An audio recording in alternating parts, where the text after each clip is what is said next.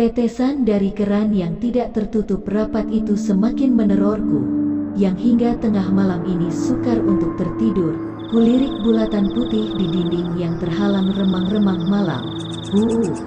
Mana baru jam 11, bisikku pelan.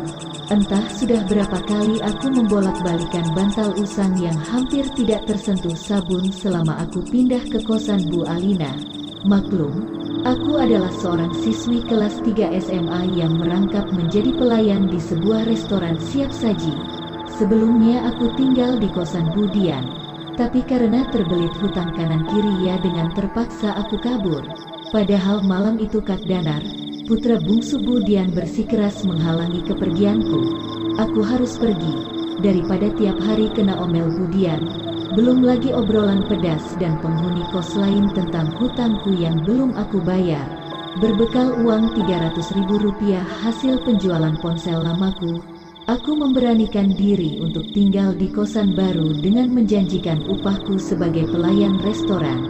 Akhir bulan nanti segera cair Bu, bujukku kepada Bu Alina saat dia menolak rencanaku tinggal di kosannya. Bukan karena kondisi keuanganmu Dek Mayang, tapi memang kamar kos di sini sudah penuh, sahutnya lembut. Ya, memang benar. Aku lihat rumah besar yang terdiri dari 5 kamar itu, lantai satunya telah penuh sesak diisi oleh 9 orang penghuni kos dan 1 asisten pribadi Bu Alina. Tapi dengan berbagai pertimbangan, akhirnya beliau menyerahkan kamar putri semata wayangnya yang tengah mengenyam pendidikan di Jepang kepadaku. Haduh, betapa beruntungnya diriku ini, pikirku sesaat setelah Bu Alina mengesahkan kamar kebanggaan putrinya kepadaku. Betapa tidak, kamar ini begitu luas dan satu-satunya kamar yang memiliki toilet sendiri. Apalagi Bu Alina dengan cuma-cuma meminjamkan kasur dan meja rias milik putrinya. Hanya saja dia tidak membolehkan aku menggunakan lemari besar di kamar itu, mungkin karena lemari itu telah diisi penuh oleh barang-barang milik putrinya. Tapi untung saja, di meja rias menempel sebuah lemari kecil yang masih bisa aku gunakan untuk menyimpan pakaianku, dan sebagian lagi bisa aku gantung di gantungan belakang pintu. Kembali kulihat jam, kali ini tepat pukul 12 malam aku masih terjaga. Tiba-tiba sekebat angin kencang masuk ke rongga kamarku, menyisakan sosok putih yang melambai-lambai depanku.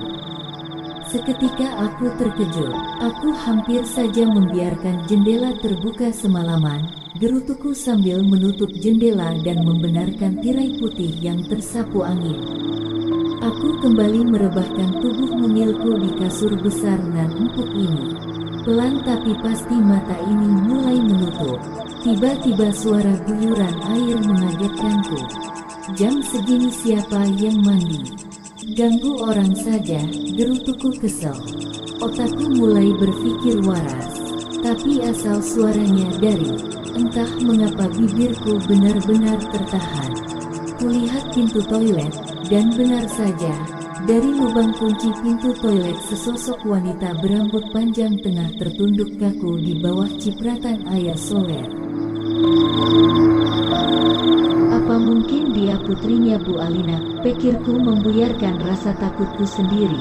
Tanpa berpikir panjang lagi, aku segera beranjak pergi. Namun baru beberapa langkah menuju tempat tidur, suara tangisan memaksaku untuk kembali. Kenapa Mbak? Mbak gak kenapa-napa kan? Tanyaku sedikit gugup. Dia tak kunjung menjawab pertanyaanku, malah tangisannya semakin menjadi-jadi. Tolong aku, ucapnya sambil menangis. Suara tangisan itu menggema mendominasi kamarku. Aku benar-benar panik. Sekuat tenagaku coba menutup pintu berbahan plastik itu, dan hasilnya nihil. Tangisannya pelan-pelan meredup. Kulihat kembali dari lubang kunci, dan betapa kagetnya aku saat kulihat tubuh wanita misterius itu kini tak utuh lagi. Berdiri lesu sesosok tubuh tanpa kepala, lehernya dipenuhi daging yang berantakan. dan cipratan darah segar menodai dinding-dinding toilet. Tubuhku benar-benar terasa bergetar dan tak bisa mengatakan apa-apa. Saat kualihkan mataku ke arah lantai toilet, tergeletak sebuah kepala berambut panjang bersama sebilah gergaji di sampingnya. Aku semakin berguncang hebat. Entah apa yang aku pikirkan saat itu. Rasanya aku ingin berlari ke kamar penghuni lain untuk meminta bantuan. Tapi aku sama sekali tak bisa bergerak. Piyamaku terjepit engsel pintu. "Tolong!" Aku berteriak sekencang-kencangnya. Dengan tergesa-gesa ku gigit piyamaku. Dan bagian belakang piyamaku berhasil robek. Aku berlari sekencang-kencangnya memburu pintu keluar kamar. Kenapa gak bisa dibuka? Aku semakin panik. Segera kuambil posisi kuda-kuda dan bru. Tendanganku merobohkan sebilah pintu yang terbuat dari kayu itu.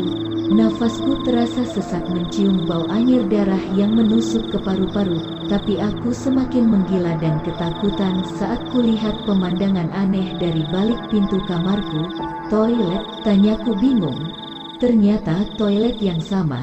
Hanya saja yang membedakan tinggal kepala yang tergeletak di lantai.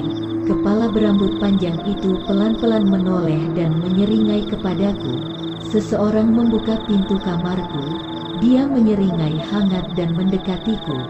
"Rupanya kamu demam ya, Meg," sahut Bu Alina sambil menempelkan pundak tangannya di keningku. "Syukurlah, ternyata cuma mimpi," gumamku pelan.